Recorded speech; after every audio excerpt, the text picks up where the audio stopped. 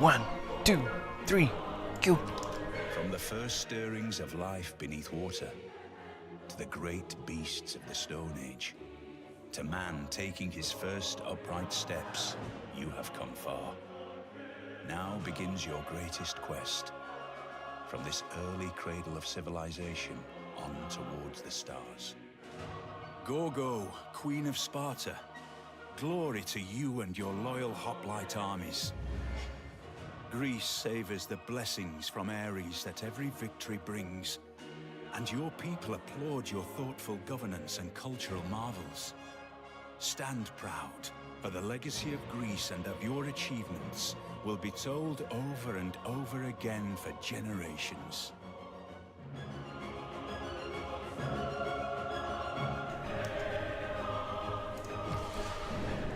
Welcome everyone, Butley here. This is going to be a new series. Hopefully it grows into a bit of a series called The Good, The Bad and The Ugly. What I want to do is find some games. Maybe I'll just work on what you see here, Civilization 6.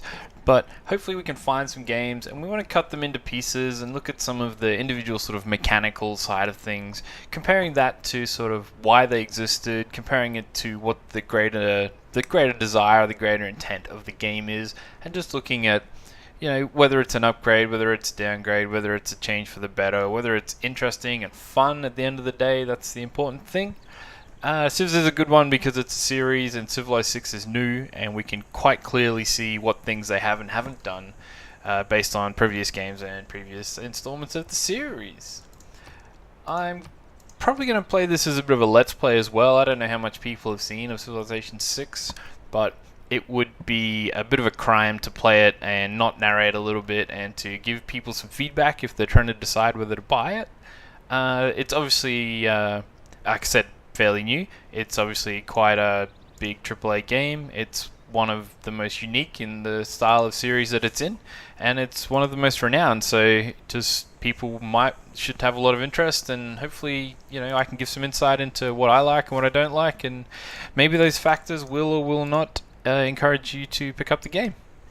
For now, you saw we got to play as Greece. Greece has some cool little traits. Combat, our ruler, where do I find her? Gorgo. She had the trait for dealing extra, getting culture for the combat when we win combat.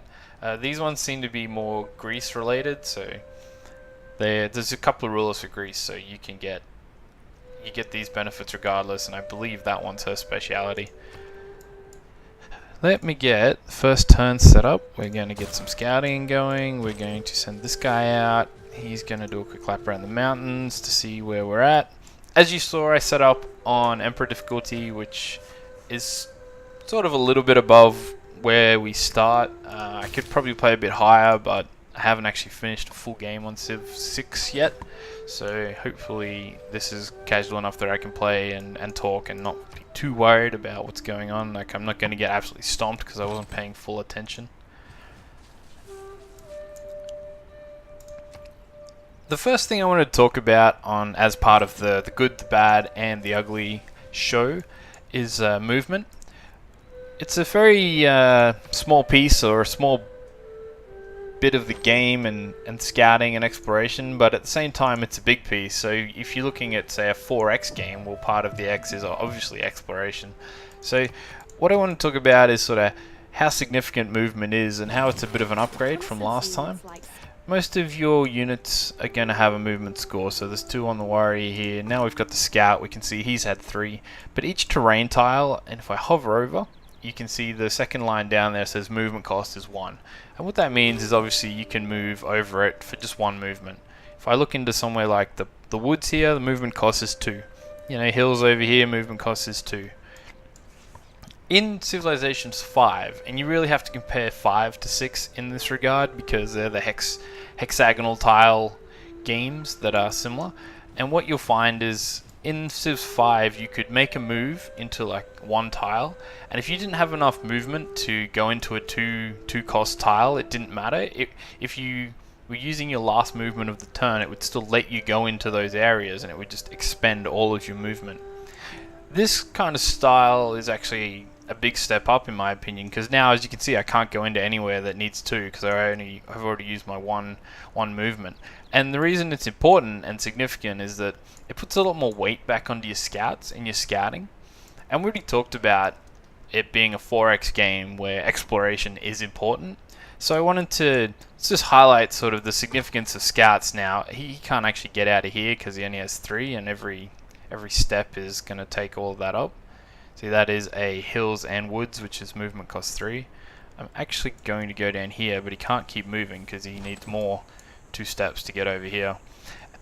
And you can't tell like that's a bad example, but the significance of having a scout is a lot higher now. You're going to like consider having more scouts. You're going to consider like where you're sending them. You need to put a bit more focus, and it's not overly complex. It's just a thing like my warrior in 7 turns has got from here to here, so a total of 1, 2, 3, 4, 5, 6, 7 steps. Which I know, yeah, it's a roundabout way, and I know he's explored a lot more as well, but he hasn't really told us that much apart from this tiny little area. Over time, or over that kind of perspective, the scouts will find more things and show you more things, so they're more significant. And obviously, if you need to measure sort of how important scouting is and exploration, because I've kind of hedged on talking about that specifically, it's that scouting tells you basically all your information of the game. And Civilization is a game that is best when you're reacting to the things around you. When you're just playing and you're grinding through and you're trying to get bigger numbers, bigger science, more money or faith, or you're just grinding to get bigger and better numbers and things like that, the game's not really at its strongest. The game is definitely far better when you're like now in the early game. This is why the early game is fun. You're learning what's the world around you. You're trying to plan and make changes really early on with the things around you. One of the early choices I made was to build the second scout. So I already had one and a warrior. I haven't seen any enemies, I haven't seen any barbarians, I haven't seen any city-states. I really need to keep looking to find these things. These are the ways that I will change how I react if I'm trying to impress a city-state or I'm trying to buff up my defenses to take down the warriors. Remember, I get the culture benefit when I take down a unit, so I should be getting ready to fight barbarians and things like that. So already like 5 or 6 turns in, I was making my first real major choice based purely on exploration and what knowledge I had of the map. And that's when Civs is good.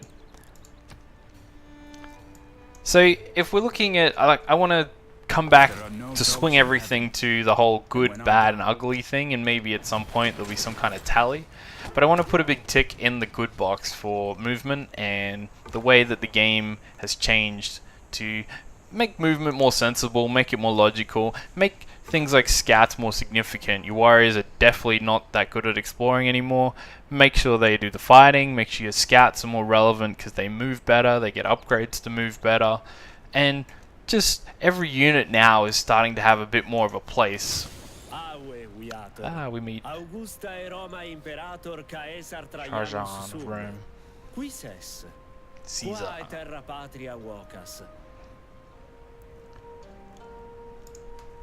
Yeah. So anyway, to wrap up this sort of video, I want to keep these nice and sort of quite like short and sweet. We appreciate the extra movement. I think it's a step up. Obviously, as I said, 10 turns in, I've already made a couple of decisions to build extra scouts. I've already sort of realized my warrior's just doing a little loop. He's found himself a little cape there. He's going to probably come straight back because we know we have barbarians near us now, and we built extra scouts, which, you know, it turns out it was a detriment, but that's okay.